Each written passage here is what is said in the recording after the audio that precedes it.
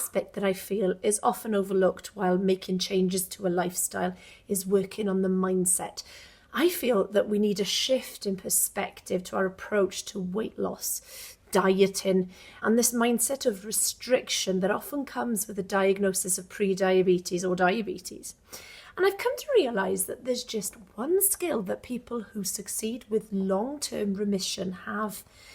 And you know what? It's not got anything to do with who's got the most willpower when it comes to cutting out sugar. And it's that skill that I'd like to share with you now.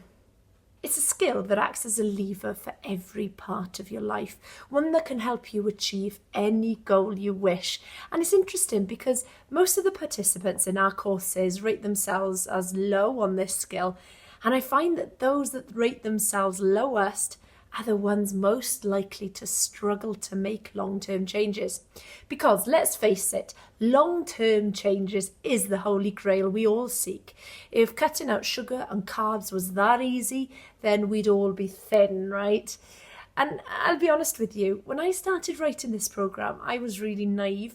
I had no idea of the true challenge that people were facing. Even though I had achieved something that nobody else had achieved on the NHS, which was a consistent programme leading to diabetes remission, I found I was still missing a core ingredient. So although we had 1 in 3 people achieve a normal blood sugar within 3 to 6 months, it wasn't quite enough. And it's because I hadn't considered what was to happen afterwards. What happened once the programme was over? What happened when the support had ended? What about when motivation was really low? I'll tell you what happened. Many regained the weight and many found their sugars increasing. And that's what's happening all over the country. People participate in diabetes education programs. People read books. New programs become available. More and more courses are popping up all the time, which is amazing. But who is thinking long term? Are the shake diets now offered on the NHS really going to cut it long term? Or is it just another fad, another quick fix designed to get results fast, but not really going to make a long-term impact? And I really do fear that will be the case. But knowing that the patients I'd help were now floundering without our support did actually get me going and researching in a different way. And it made me realise that we need to do more. And in order to do more, we have to learn more. And you need different skills. And the great thing is problems are often our best teachers. And this realisation set me on a new path. A path that has actually improved what I can give people so that they set themselves up for long-term success. So what is this skill that these people who are most successful have learned? What is the skill that increases the chances the most? It is the ability to develop a growth mindset. Our mind is the most powerful tool that we have. When you have a growth mindset towards weight loss, you can really stick to changes long term. You can avoid overwhelm. You can remove the guilt and shame of falling off a diet or cheating. You can succeed in goals that you set and you get really amazing results. And if you really think about it, everything you do in life involves your mindset, your career, relationships, attitudes towards health, exercise, or anything. And for some reason, and I'm still trying to work out why, when we humans approach a diet, we automatically have a fixed mindset. We're either on or off. We think of dieting as an all or nothing endeavour. We're focused, motivated, empowered. And when we start, and when the inevitable happens, of which there is an 80% chance, we then become disenchanted, guilt-ridden, and ashamed that we've failed once again. And it's common to consider a weight loss journey as being directly linked to willpower. You've either got it or you haven't. If you're strong mentally, you can do anything. If you're weak, you cannot.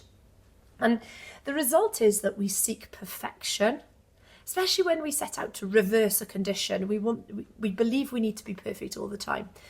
But our mindset is the most underappreciated force when it comes to improving that lifestyle. The way we approach food, the beliefs, the internal narrative, past experiences play a massive role with every single meal we eat. But the good news is that we can change our mindset. It is a skill that will give you an infinite amount of success, and it will be very nearly impossible to stick with any lifestyle change if you refuse to learn this skill. So I want to show you a different perspective, one you probably didn't really realise or think about before. And I've taken this from inside the programme because it's really powerful. But there's two big mistakes I see people doing. One is the diet looper. This is the idea of being on or off a diet. You're either good or you're bad. We've all fallen into this trap, but it is a trap. We go round and round in it for years. How many people have attended my last webinar that I did and are still sticking with the changes that I recommended? How are you doing now? The excitement and motivation has worn off. And that's a question worth asking, because the second mistake is about dieting perfection. When we set out to improve our lifestyle, we plan to increase exercise, go into the gym maybe, going for walks. We plan to cut out sugar, get rid of treats, snack less. We might plan certain meals, avoid takeaways and unhealthy choices. And we usually try to do it all at the same time. And we strive to do it perfectly. But here's the tough question. How many times have you done this before, and how many times are you going to repeat that pattern in the future?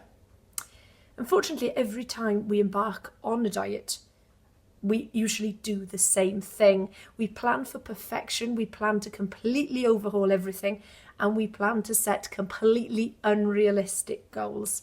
And to make matters worse, we're inadvertently teaching our bodies to gain weight. So the more diets we do, the more we train our bodies to gain weight. This is why each dieting attempt is harder than the one before, and this is why many people give up. So let me tell you about the growth mindset. Actually, before I do that, let me tell you about the fixed mindset, because the two mistakes I mentioned tend to be due to a fixed mindset issue.